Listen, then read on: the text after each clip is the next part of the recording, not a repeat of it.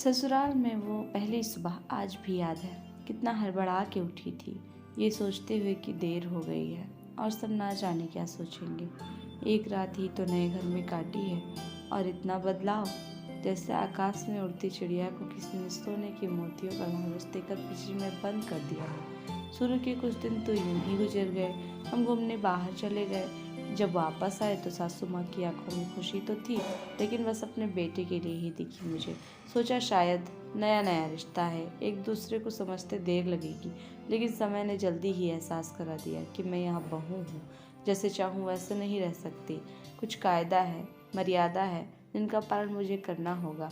धीरे धीरे बात करना, धीरे से हंसना, सबके खाने के बाद खाना, ये सब आदतें जैसे अपने आप ही आ गई। घर में से कभी कभी ही बात होती थी। धीरे धीरे पीहर की याद सताने लगी। ससुराल में पूछा गया तो कहा गया अभी नहीं, कुछ दिन बाद। जिस पति ने कुछ दिन पहले ही मेरे माता पिता से ये कहा था कि पास ही तो है, कभी भी आ जाएगी, उनके भी सुर बदले हुए थे।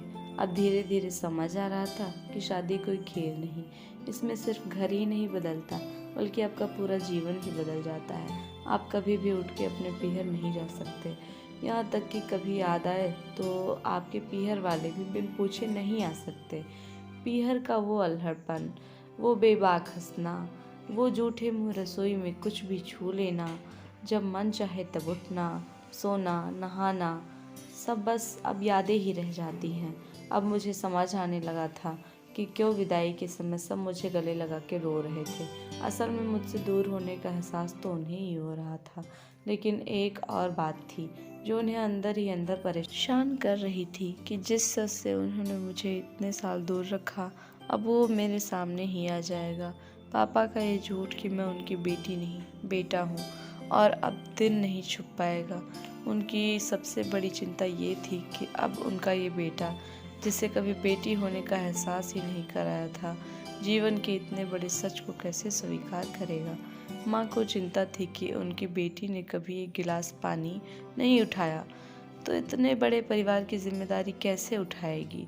सब इस विदाई से मेरे पराये होने का मर्म जानते थे, सिवाय मेरे। इसलिए सब ऐसे रो रहे थे जैसे मैं डोली में नहीं, अर्थी में जा रही हूँ। मुझे आज समझ आ गया था कि उनका रोना गलत नहीं था। हमारे समाज का नियम यही है, एक बार बेटी डोली में विदा हुई तो फिर वो बस मेहमान ही होती है घर की।